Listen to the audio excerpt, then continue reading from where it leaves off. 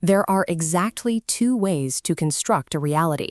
You can align with the pure transmission of a divine signal, the seal, or you can attempt to manufacture a localized imitation of it. We can call that the forge. But the reason we are currently trapped in the second option began with the ground sealing shut. Beneath that crust is the sound field, or the S field. This is the receptive, maternal substrate of existence, the substrate designed to receive a command and allow life to emerge in total submission to the source. Verse 81:8 describes the girl buried alive being asked for what sin she was killed. Structurally, this points to a systemic suppression of that receptive field. When you bury the signal receiver in the earth, the communication between the source and the world is severed. This is why the angels in verse 230 expressed concern about corruption and bloodshed. They weren't just predicting human behavior. They were observing the incoming violence against the universe's own receptive field. With the field silenced, humanity drifted into a closed loop, a state the Quran calls taghut.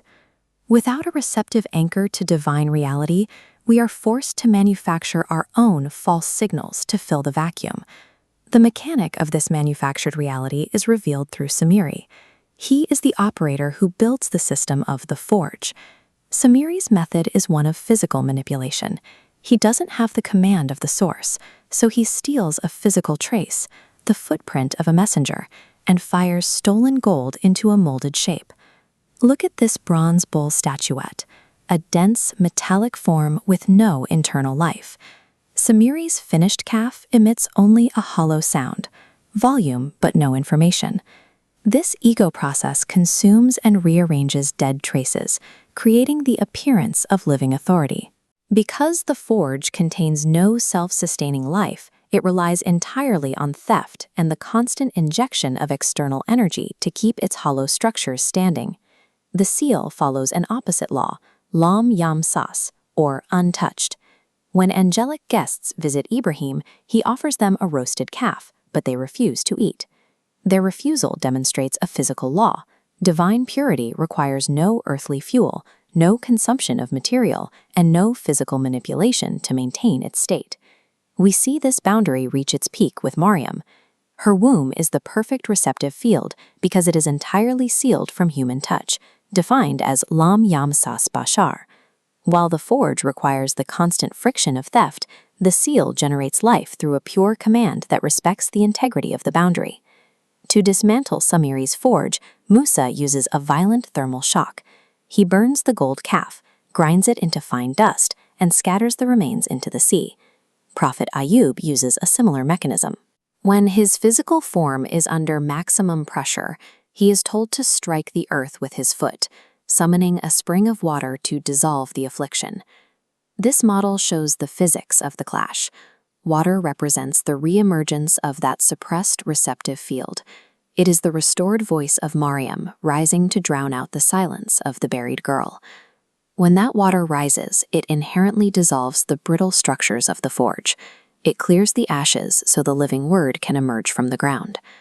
To prevent the world from being consumed by the fire of the forge, a specific spectral alignment was established, a sequence of prophets from Isaac to Ahmed, each acting to pacify the earthly fire.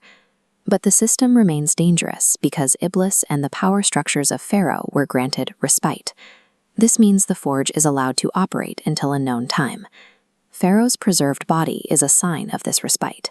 It is an attempt to stay frozen in time, a dead authority kept static through physical wrappings and chemical barriers. When a system relies on preserving a dead form, it must constantly extract energy from the living to prevent its own decay. This architecture of the money is exactly how modern systems operate, demanding our attention and wealth to sustain dead, hollow status quos. The protective field generated by the prophets is intact, but it requires an operator.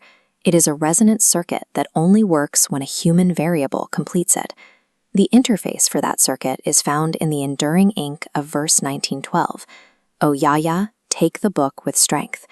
This is more than a command. It is the activation requirement. To take the book with strength is to grip the source signal so firmly that it neutralizes the heat of the forge around you. The buried girl has spoken, and the water has risen to dissolve the false reality.